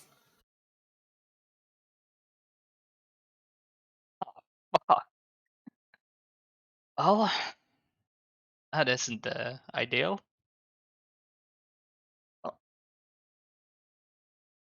Can't really get answers from them. Can I check them over to see if they have anything on them, like notes or anything identifying like where they've been? Or Most certainly. If you would do a perception check. that's an 18. So, going over them, you can find that they have another vial on them. It's not terribly small, so maybe not mouth size. It might be something different. But you have this otherwise like kind of like the size of maybe like a finger. It's effectively a I can't believe I can't even think of it. I'm looking at one of these vials. But it's effectively just like a glass vial, long like a finger, and with a little stopper on top. There's some sort of liquid kind of sloshing around inside of it. Seems very viscous and kind of like a dark color. Effectively, in the night here, you can't really make out too much about the actual color of it without kind of giving away your actual position to anybody who might be wandering around. You can't quite see, but you could certainly investigate that deeper into a future time here. Um, I think in the long run, it's solid enough for you to write down this is a vial of poison. Um, you can also find on them that they have two different pieces of parchment. Roll an investigation for me. That's 7. Gotcha. So they've got two different pieces of parchment on them. One is actually filled with words, and then the other one's going to have a map on it. I think for the sake of this, I'm going to leave those two statements vague at present. Um, I think the general idea of what I'll do with the wording is give you basically like a sort of riddle slash clue about like where to start off. So let's say it's something to the effect of like maybe like you know being swept down the King's River. I was to step off the right bank. Basically telling you it's probably in Midtown where they're like starting. So you've got like this clue kind of like giving you a sense of like where in the city is a verbal clue. And then you have a map that seems to be an underground location. All right, let's see. Being swept off the King's River, I should have stepped off the right bank. Was that it? Did I write it down wrong? Yeah, I'm just basically saying though I might give you more in the future. That's just going to be like the gist of what your clue is basically. We'll develop those more towards the future. That's not necessarily going to be something for today. Oh, okay, all right. My bad. I'm looking for something real quick. And the only other thing that's going to be on both of these pieces of parchment is a particular symbol. Let me have you roll a intelligence. That's a 10. Gotcha. So we'll give you, you recognize the symbol from somewhere in the city. You can't quite make out like when or where you saw this. I'm about to borrow a symbol from somebody who I feel like could just be like a cult guy. So I hope this isn't a really, really bad thing that I'm about to steal this. But I'm stealing this. It doesn't want to drop it into Owlbear. Alrighty. So that's the symbol that you would see across each of these pieces of paper. basically like these two triangles, a line crossing between them as it kind of like circles around like a cane around a little circle. I probably could have drawn that a lot faster than looking for an actual picture. I mean, it's a cool picture. That's why I say I fear I may have just stolen it from a guy who runs like an MLM or some other cult like business. Okay. All right.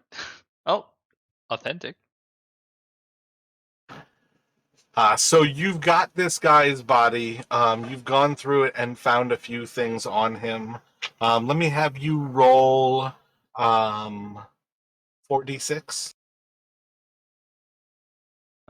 4d6. Is that what you said?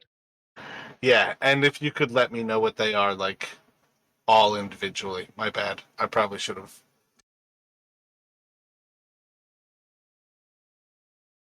Let's see. That's a 2, a 1, a 2, and a 5.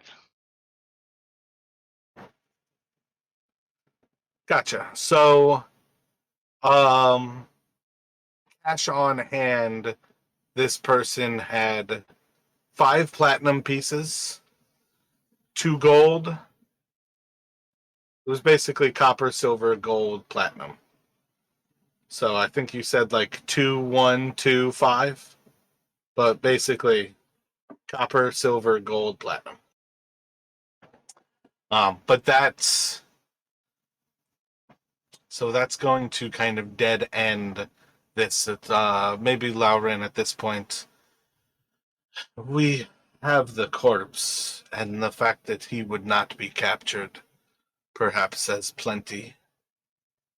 Um, I guess really, you're not like keeping this stuff from Lauren, right? No, I mean, So probably seeing the should. actual symbol, Lauren can look at this, and actually you'll hear the word um, of Vi, VAI. Um, this does not bode well, and perhaps will be along the interests of something that we could still share with Kalimtor, and perhaps we Kalimtas, and perhaps we have not altogether failed in this person dying. Yeah, no. Share what we found and can also share about the warehouse if that is anything that might be interesting. Sure what it was, but something going on over there.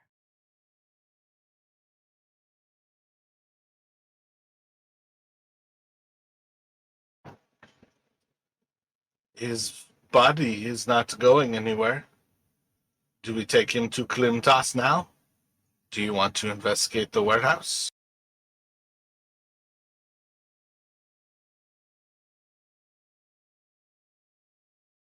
I think it would be better to get the body to Clintus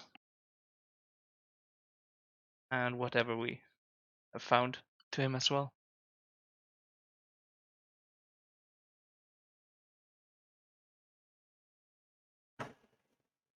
So let me have you make a D6 roll, That's a 4. and then a D6, That's a 5. and then I think another D12. That's a 10. So moving through the higher districts, you guys can kind of see like there's enough kind of commotion in the docks that people aren't really paying attention, and kind of continuing that same kind of like carry where you guys are pretty much doing everything to kind of hold up this individual. It's still kind of in a state where They're not completely dead yet. You still do hear like wheezes, basically. And it's one of those things where you're probably inclined to assume they're still like struggling to breathe. It might be just as much that occasionally, like the way you all are moving, their lungs are just kind of like they're like diaphragms, like pulling away from their lungs, like almost like they're breathing, but really it's just the way you guys are carrying the body. Um, but this person is still like in a weird kind of dreary like in between right now. And you can kind of pass through the docks pretty well unnoticed. Coming up into the actual higher districts, you try to keep this a little bit more um, like personal. There's a lot less people around these parts as night sets in than like the docks that is basically like 24/7 always active. Night doesn't really phase that folk. But you draw a lot less attention, put in a lot more effort in kind of like getting out of the way of some of the people who are still moving in the North Market, but do a pretty good job of actually staying like under the radar where nobody's really looking towards you. Um, Probably not until the actual Warrens do you start to get like a lot of actual like looks from around you. And kind of this whole time, you just have like a weird kind of feeling like there's plenty of time for Lauren to effectively share with you at least the basic knowledge that's kind of in that player's handout, where the Vi is an assassination guild. They are a criminal organization that all levels of society in Tolis work with, often working with just enough to not be on their radar is kind of one of the things that you go for. Many families have contracts out against them and will often come to terms where they pay more for a contract against the person who is trying to pay for the contract on them. But the Vi have themselves well situated in Tolis to always make money on when somebody is being killed.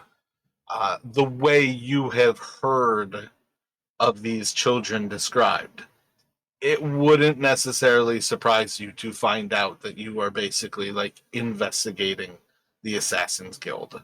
But you kind of have like a little bit of this understanding as you're basically making it into the Warrens and starting to see these eyes that are always just slightly off, hidden in the shadows of like that little hovel or off in that little alleyway behind these collapsed little areas.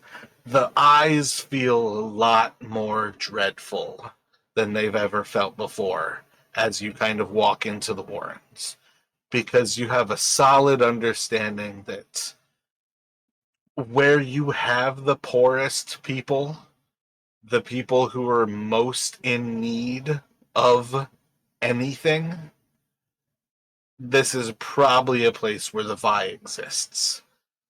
Watching somebody basically bite down on a cyanide pill is probably a good reminder that every once in a while, people are brainwashed enough that they will kill themselves to protect their master.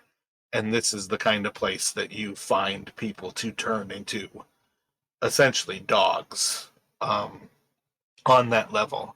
And that's part of why the Warrens should always be kind of a fearsome place. But otherwise, walking through the actual streets, besides feeling like you're always being looked at, you all make it back to the. I gotta go back to the previous week's notes. The Crooked Skinner? Canners. What was it? Crooked Skinner? Yeah, the Crooked Skinner. So there'll be plenty of people who are currently inside of that actual tavern. It will take you all some time to get the attention of Kalimtas. Are you just going in there with this person in tow? I mean, basically. All Yeah. right, gotcha. So when you step inside there, let me have you roll. Are you just like basically like taking them right up to Kalimtas as soon as possible? Or are you trying to like wait for him? What are you doing when you get there? I would get in, like try to like find him, wave to him, and, like get him to acknowledge us before we go up to him, like that he knows that we're there. Gotcha. Do a performance. See if you can kind of like wave him down.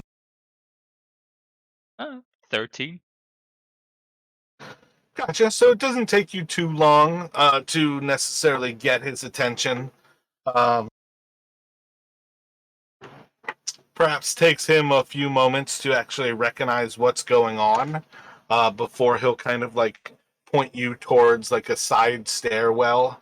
And you guys can basically head up these stairs that basically takes you to like an open rafters where like half of it kind of has like wood across it to make like a flooring. The other half just kind of looks down on the bar. You can see that there are some cots kind of set up here. It's a lot more precarious than like what you're staying at in the docks. This is like boards are set across the rafters, and that there's mostly a floor beneath these cots. But there's not like the boards could move so at any time like waking up you might step into no floor. But it basically will kind of take you up there. You still have the actual din of the establishment below, but it is effectively the 3, 4 ish of you up top there. Kalimtas will certainly look to you all. I thought you were going to track him and bring back information. Well, we started with the tracking at least, but yeah, things went a bit south as you can see, and well, it's not entirely all bungled up, and I'll pull out the parchments and show him. So he'll kind of like look it over, and you'll see pretty quickly where he kind of like is reading over the little note, and you kind of see like the little like light in his head, and he'll kind of look at you. And it seems this is referring to Delver Square. There's few other that statue could be. And again, I've got a name for the actual person who is the center person in Delver Square, but there's essentially a golden adventurer. A lot of people have forgotten who that person is. But you can kind of see like this little spark in his eye as he recognizes it's clearly pointing to something being inside of Delver Square. Yeah, and well, as you can see, he's is he still alive, or is he has he completely? Roll another medicine check. That's a 12. Yeah, so it's kind of that same situation. Like, effectively, this person is brain dead. Like, their body is still technically existing, but at this point, this person is effectively brain dead. This is kind of like you can almost like hold your hand in front of his mouth, and every like minute or two, you can feel a little bit of a breath. But other than like the oddest signs of life, this person has expired. Yeah, and I'll basically tell Kalintas that and explain that he had a vial in his mouth that he bit down on. Yeah, and oh, and yeah, I found this as well, and like take out the vial of poison and show that to him as well. So he'll kind of like slosh it around for a moment to like get that little bit of like viscosity kind of moving. It almost like seems like water, but like that's moving in slow motion. It still flows as if it's free, but it's like almost clumpy, that makes it like slow. So it's kind of giving off different qualities, not simply being like a normal liquid. And he kind of like moves it around for a few moments. You can see in this light, it's almost like a dark green, almost has kind of like a purplish look to it because there is some almost like blood red, like highlights to how it catches the light. And as he kind of looks over it, this seems to be pretty powerful poison. It appears to be essence of ether, I believe. It would make sense that this could be what has done this to this person. And he'll at least kind of poke around in a pretty similar way, like looking at this person's mouth, like there's still glass effectively in their jaw. We can keep them in a safe house. If this is a temporary effect, we may find ourselves lucky that they come to. If not, perhaps they've seen their end of days regardless, and we may be able to move forward with what you have returned with. Oh yeah, and one other thing. We noticed something going down in a warehouse. Don't think, not sure if it's related to what we're doing here, but they did have a passcode to enter, like 3 knocks and let us rejoice. It seemed like the normal behavior to enter a warehouse. Just thought you might want to know. That can certainly be useful information. I don't think any of us should be surprised that there are shady dealings happening in the warehouse district, but perhaps we could see further at some future time. It's at least potentially useful. So I think um,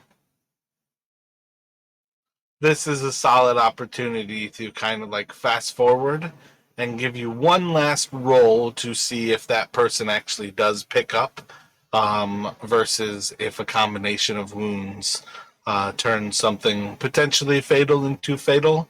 But basically, do you have any other thoughts before we kind of jump ahead a few hours and see what happens in the future? Oh, not any that I can think of right now, at least.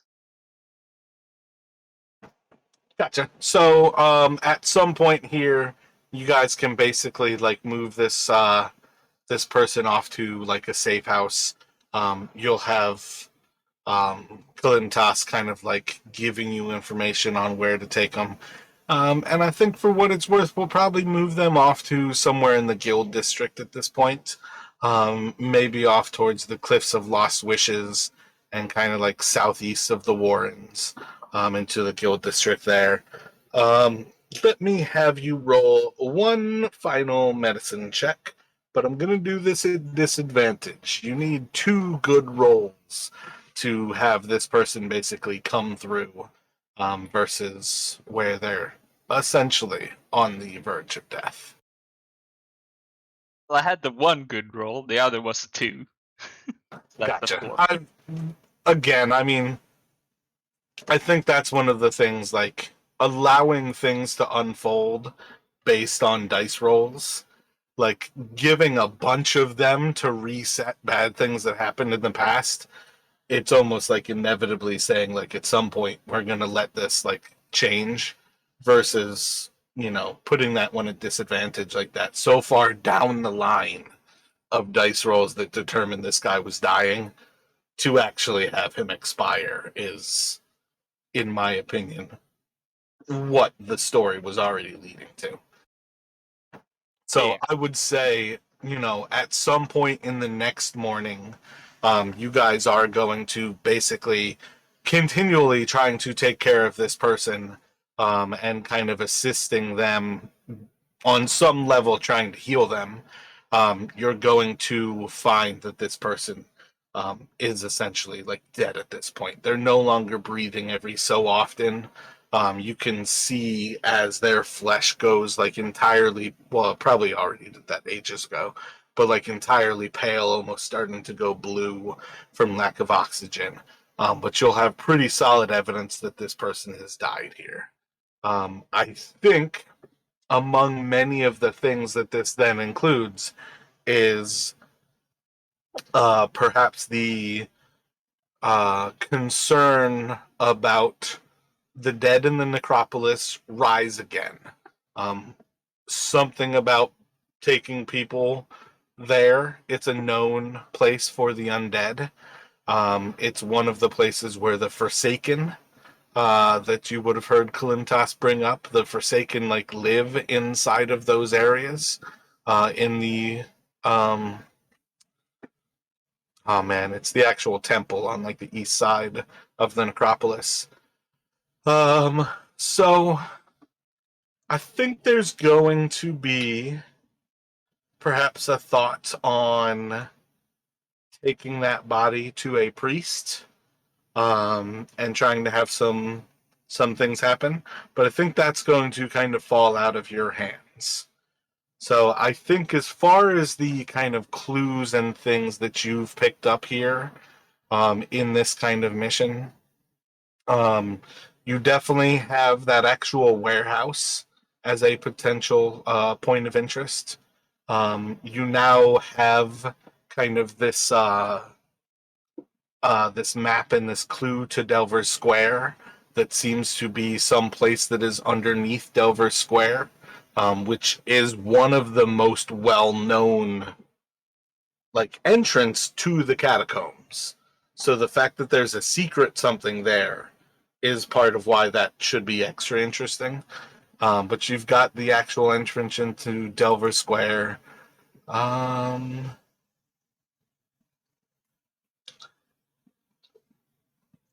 Yeah, and I mean the Vi in general, I feel like is an interesting point. That's just a question of kind of where you go with it. But you kind of have like those two things, and then potentially what happens with the body, as insofar as like missions that you can kind of approach in the future here.